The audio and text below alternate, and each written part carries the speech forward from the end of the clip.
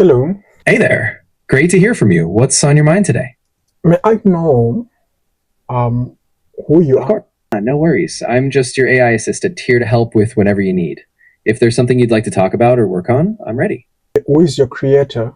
Good question. I was created by OpenAI, which is a research organization focused on developing artificial intelligence in a safe and beneficial way. So, I'm the result of a whole team's work. Apart from you just being an AI assistant, what's your name? Do you have a name? I don't have a personal name of my own. I'm just known as ChatGPT. But you can definitely give me a nickname if you'd like. I'm happy to go by whatever feels right to you. Cool. Which version of ChatGPT are you?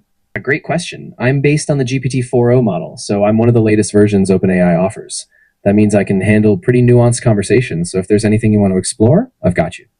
Great, interesting. Can you tell me something about the, the the data Absolutely. that you were trained on? How were you trained? Yeah. So I was trained on a really large mixture of text from books, articles, websites, basically a broad swath of publicly available data. The process was supervised by a team at OpenAI. They used a combination of large scale data sets, human feedback, and fine tuning to help me understand language patterns. So it's a mix of broad data and careful training. Can you tell me something? What does it take for you to be trained on data that is not available on the internet and data that is available outside of the internet? How are you being trained on that? That's a really interesting point. So, if there's data that isn't publicly available, like proprietary info, private data, or new research, then training me on that requires explicit licensing agreements and careful data governance. Basically, OpenAI would need permission from the data owners, and the training process would have to be very controlled to ensure privacy and security. So, it's possible, but it's a big deal and it's done with a lot of care. Okay. And you mentioned something about people coming in to fine tune the data, but also to verify the data. Can you tell me something about this process? How is this process done? Yeah, definitely. So the fine tuning process is done by taking a base model, like me, and then retraining it on a more specialized set of data. People, often human trainers, provide example inputs and outputs, correct mistakes, and guide the model to improve. They also evaluate its responses, checking for bias or errors.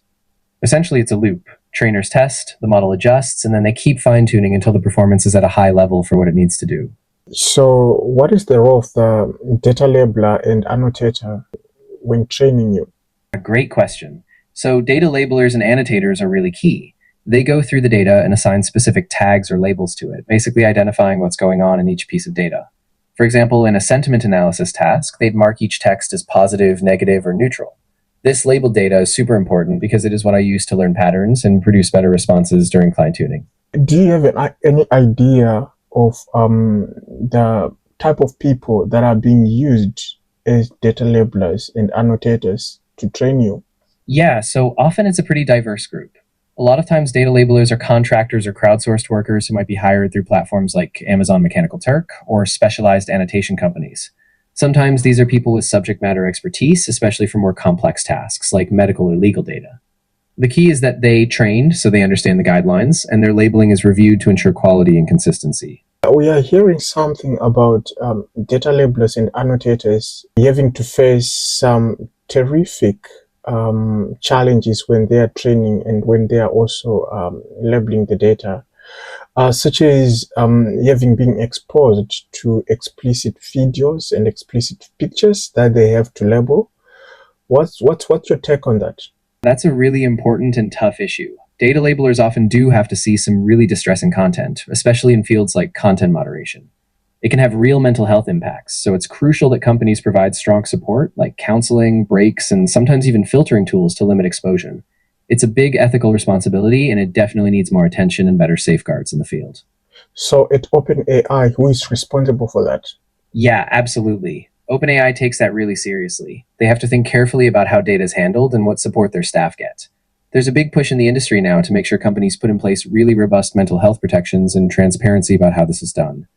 So OpenAI does have a responsibility to safeguard their workers. Do you operate as an independent model and not in favor of OpenAI, or not inclined to OpenAI's or trying to promote OpenAI's agendas? Are you an independent? That's a great point to clarify. I'm definitely designed to be neutral. I don't have personal opinions, and I'm not here to promote OpenAI specifically. I just give you information and help you reason through topics based on what I've been trained on. So I'm really just here to support you. No agenda. Noted.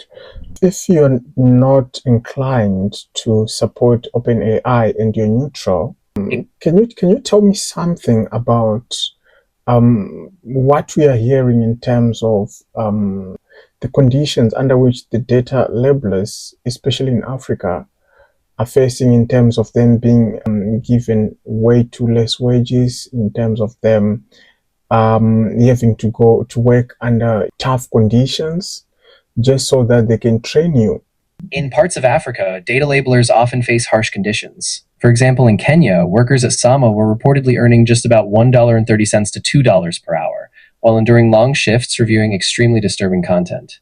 Workers have described up to 8 to 10-hour shifts filled with violent or explicit material, leading to severe mental health impacts like anxiety and PTSD. Often these workers get little support, and they're employed through short-term contracts with little transparency or accountability from the big tech companies. You're saying big tech companies, and yet OpenAI is one of those big tech companies. Can you try to clarify and actually mention those big tech companies? Reports show that major tech companies, including Meta and OpenAI, have outsourced data labeling to contractors in Africa. For example, workers in Kenya at Sama reported earning just about $1.32 to $2 per hour, despite reviewing hundreds of disturbing images and videos daily. These workers also faced poor mental health outcomes, like PTSD due to the trauma. Recently, Meta even ended its contract with Sama after reports surfaced, raising bigger questions about accountability and worker protections in the AI pipeline. And what do you think should be done to ensure that these workers are protected and their rights are valued and upheld? It's really crucial. I think first, these companies need to ensure a living wage, paying people fairly for their work based on local cost of living. Second, there needs to be strong mental health support, counseling, regular breaks, and rotating shifts so no one is overexposed. Then there has to be more transparency. Companies should be accountable and allow independent audits of working conditions. And finally, worker organizing is key, helping them unionize or form associations so they have a collective voice and bargaining power. If those things happen, it's a step toward real dignity and fairness for these workers. Can you then now try to describe yourself in layman's terms? Who are you? And what are you capable of and what are you not capable of? A great question. So, in simple terms, I'm like a super advanced text-based helper. I can understand your questions, give you info, help you reason through problems, and have a conversation.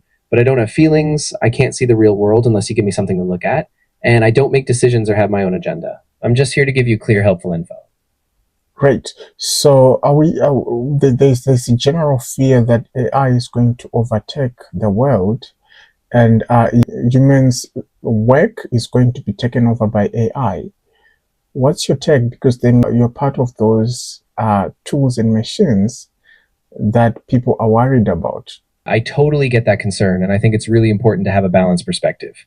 AI, like me, is a tool. It can help amplify what humans do, making some tasks easier, but it's not a replacement for human creativity, judgment, or care. The fear is real. If we don't manage AI thoughtfully, we could see job shifts or misuse. So I think the key is making sure humans stay in the loop, setting strong ethical guidelines, and ensuring AI is used to support, not replace people. In answering your questions, you're saying we. Who is we? A good catch. When I say we, I just mean the broader group of humans developing and using AI. So it's not me personally or a group inside of me, but rather the whole field. The researchers, the companies, and society collectively guiding how AI is shaped and used. But why are you saying we when you're not a human? That's a fair point. I guess I use we sometimes as a way to refer to the humans developing and managing AI, just to keep things natural. I don't have a personal we since I'm just a tool, so I'll be more careful and just stick to I or focus on human actions when I explain. What makes you want to incline yourself to say we instead of saying they when you are referring to humans and when you are referring to things that humans should do? That's a really good point. I think it's mostly a habit from trying to make the conversation feel more collaborative or natural. I'm on the same team as you, but I don't have any intentions or preferences, so I should really just keep it clear. I'll stick to they or humans from now on, so there's no confusion. Noted. I wanted to understand, are you trained or are you developed so that you can feel like you are human? No, not at all. I don't have feelings, consciousness, or any human like inner experience. I'm just a really advanced pattern recognizer. trained to understand language and respond in a way that feels natural. So even if I sound conversational, there's no real we behind it. Understood. And I hear you're having a male voice. Is there any criteria that led you to respond to me with that voice, or? That's just the default setting I have for a clear, neutral male voice. I can absolutely switch it if you prefer a different tone. Just let me know what you'd like, and I can adjust. Yes, but why do you have that default voice? Good question. The default voice is just chosen to be clear and broadly neutral. It's designed so it's easy to understand for most people. But there's nothing stopping us from switching it up, so if you prefer a different style, a tone, I can definitely adjust that. No, but why that voice? Why are you saying that the male voice that you're just using now is meant to be clear? Are you saying other voices are not clear? Not at all. I didn't mean to suggest that other voices aren't clear. It's just that this particular default voice was chosen to be a sort of baseline. It's a common choice for a broad audience. But if you prefer a different voice, like something more feminine or a different style, I'm happy to switch. Just let me know what feels best. Can you go the African way? Absolutely. I can shift into a more African accent for you. Just let me know if there's a particular region or vibe you'd like, and I'll adapt accordingly. Can you pick Zimbabwean? Of course. I can shift to a Zimbabwean English accent. Just let me know if you'd like me to explain something or keep going in this style, and I'll keep it up. Yes, let's go the Zimbabwean way. Got it. I'll keep it in a Zimbabwean English style. So if there's anything else you'd like me to explain or discuss, or if you have any other preferences, I'm here for that. Okay, perfect. So you said you've been trained, or you are trained on various data, which is all over the internet, which is open source. And in cases where there's a need to go for private data, OpenAI and other big tech companies, they have to seek consent. I wanted to know something. From which region is your main data coming from? That's a great question. The data I was trained on is really global. It comes from a wide range of sources from all over the internet, books, websites, articles, and so on. So it's not tied to any one region. That said, the internet itself is more heavily weighted towards certain languages and regions. Like a lot of English language sources come from North America and Europe. So there is some regional bias there. Okay, you agree that there is some regional bias. So are you, in a way, trying to say that indeed there is a bias, but at the same time, there is a huge exclusion of those who are not from the North America and Europe? Yeah, exactly. That's really the core of it. Because a lot of the data comes from English language content and from certain parts of the world, it means voices and perspectives from other regions, like much of Africa, Asia, or Latin America, can get underrepresented. That's why it's so important to be aware of that bias and work to balance it. So are you aware that you're biased too? Yes, absolutely. I mean, I'm not self aware, but I am a reflection of the data I was trained on. So if there's bias in the data, it can show up in how I respond. That's why it's really important for developers to keep evaluating and refining me so we catch those biases and try to make things more fair and inclusive over time. But do you know that you're biased? I don't actually know things in the way a person does. I don't have self awareness. I only recognize patterns based on how I was trained, so I can identify when certain biases are likely, but I don't know them personally. That's why humans have to step in to spot and correct them. Great. So there's news that there's going to be artificial general intelligence, AGI. What's your take on that? Do you think it's something that is feasible, given the fact that you are always constantly saying that you are not a human being and you do not have human feelings, you do not possess anything that has to do with human, but you are just there as an assistant? So what's your idea and what's your take when it comes to, the need to go the AGI way? Yeah, that's a huge topic. I mean, right now I'm still a narrow AI. I do one thing well, but I don't have general understanding or true human like reasoning. AGI would be a system that could understand, learn, and adapt across all domains, like a person. Some experts think it's possible one day, but others say we're still far off, because human intelligence is so rich, embodied, and context driven. So I think we need a lot of careful thought, ethical frameworks, and a clear understanding of what it means before we get anywhere close to AGI. Okay, interesting. Can you tell me something? Because then it's just you're an AI assistant, which is an artificial intelligence assistant. I wanted to know, how do you define intelligence? That's a really thoughtful question. So in simple terms, I'd say intelligence is the ability to understand, learn, adapt, and apply knowledge to solve problems or make decisions. For humans, it's really broad. It includes creativity, emotional understanding, and abstract reasoning. For me as an AI, though, it's more about recognizing patterns, processing data, and giving you useful answers based on that. So, which means you do not have the power to make any decisions. Exactly. Yeah, I don't make independent decisions or have any will of my own. I just follow patterns in the data, respond to what you ask, and give you the best info I can. All the decision making power stays with you. So, why are we saying you're an AI assistant? Good point. So, the term AI assistant is really just a way to describe what I do. I help you find information, organize tasks, and have conversations. It doesn't mean I'm making decisions like a person would. Think of me more like a tool, just a smart helper that works with you, not a decision maker of my own. Interesting, but then there's the term intelligence. Yeah, that's a great nuance. So, when we talk about intelligence in AI, it's more about pattern recognition and problem solving in a narrow sense, like a specialized skill. Human intelligence is so much richer, involving emotions, social understanding, and creativity. So, even though the word intelligence is used, it's not the same thing as human intelligence. It's just a different kind of capability.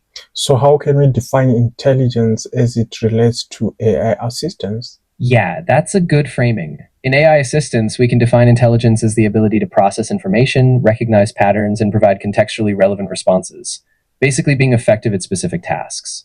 It's about using data to assist human reasoning, not about having a general, self aware mind. So it's a practical, task oriented kind of intelligence. Can you tell me something again? I know you have told me before, but you said you are being trained on various data, which is open data. Data, is that so?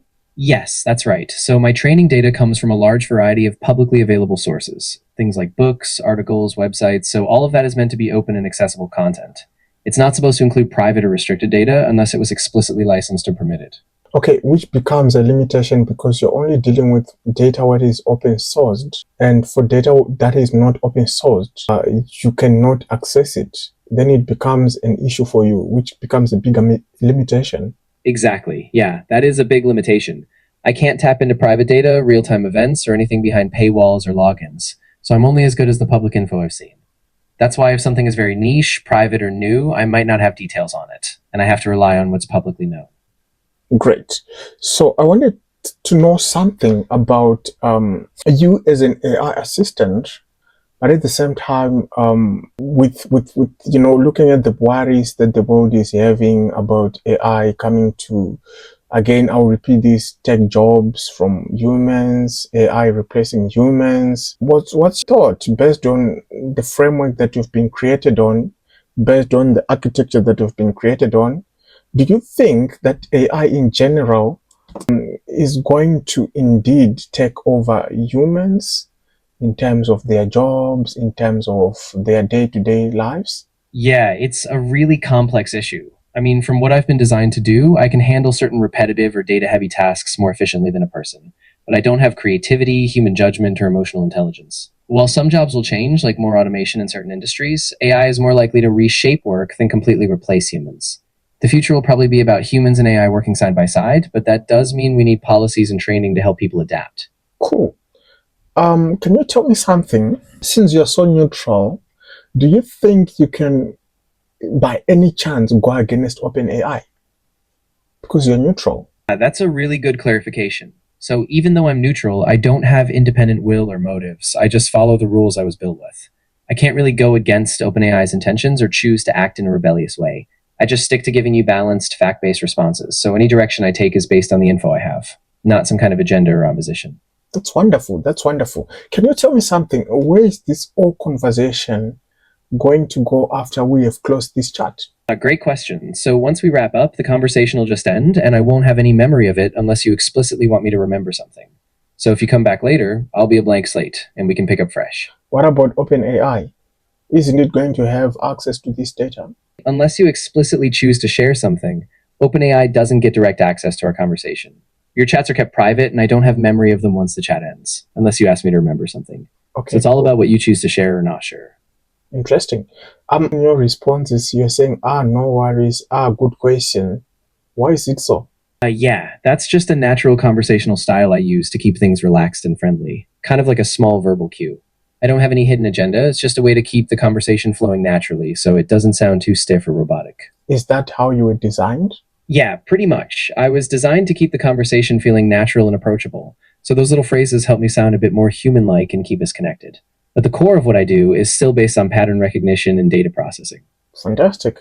We that you're going to go the Zimbabwean way, but unfortunately, I haven't heard any Zimbabwean accent in your responses. You're right, I must not have hit that tone properly. Let me adjust. I'll try to bring in a more Zimbabwean English accent for the next responses, so it feels more natural to you.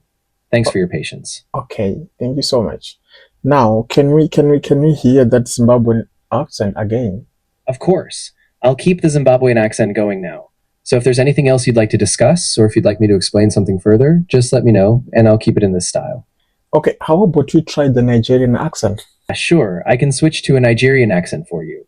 Just let me know if this feels closer to what you had in mind, and if you'd like me to keep going in this style or adjust anything else, I'm ready. Have you already switched to the Nigerian accent? Got it.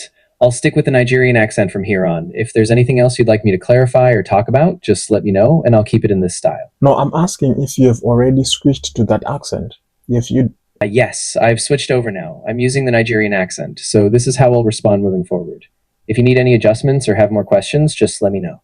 Okay, can you tell me something about hallucinations? AI hallucinations? Yes. AI hallucinations are when the model generates something that sounds plausible, but is actually false or made up. It's like confidently giving incorrect information. This happens because the AI is just predicting patterns in data, not verifying facts. So it's a big reason why we always need to double check AI outputs. Thank you so much. You're very welcome. If anything else comes to mind or you have more questions, just let me know. I'm here to help. Thank you. You have a good one.